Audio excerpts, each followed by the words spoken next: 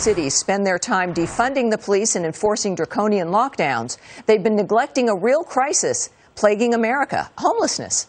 You don't have to look far in places like Los Angeles, Seattle, and Austin to find people camped out in sidewalks and living in shacks. There's tent cities.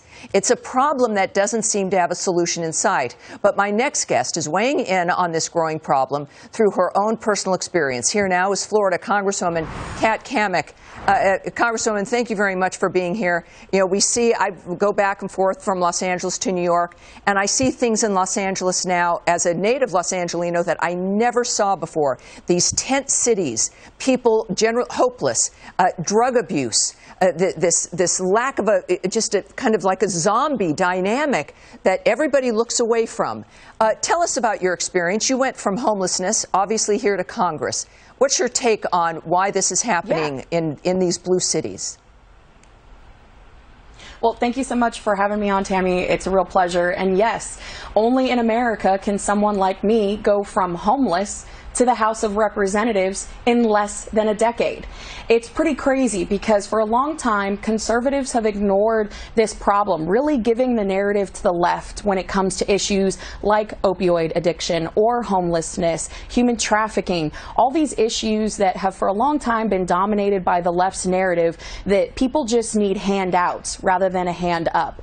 And so that's why I'm so passionate about telling the story. You know, my family, we lost our small cattle ranch due to a big government program from legislators that didn't even bother to read the bill. So after being homeless for several months, we had the opportunity to pick ourselves up by our bootstraps and really work to claw back into that American dream that everyone should aspire to.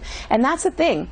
Republicans and conservatives, we have the best policies to really lift people out of poverty. Capitalism, when you talk about the beauty of capitalism and what it has done to lift people out of poverty all across the world, that's the story that never gets told.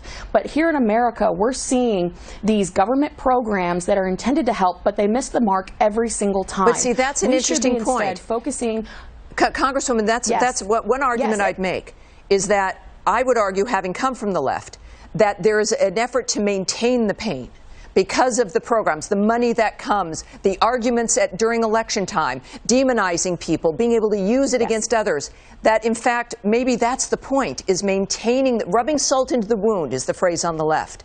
And this is what Republicans have got to step into this, like you have, that it's the conservative ideal. It's not about these are lazy people who need to get a boot, you know, on their bottom. No. It's a combination of opportunities and encouragement and optimism and programs that actually lift up, as you're saying.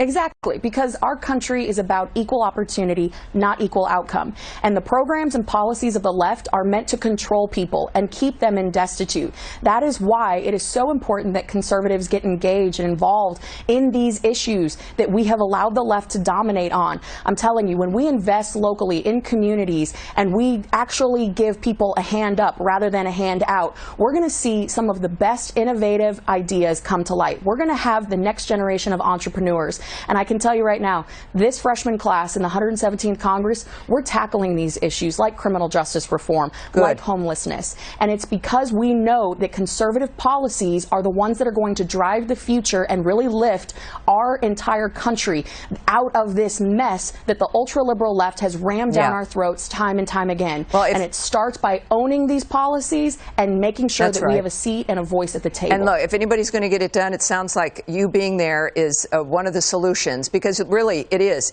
We really want to get these things fixed, not to just live off of the misery of these people and use it as a talking point. Congresswoman Cammack, thank you so much for joining me. Good luck. All right, thank you. Now.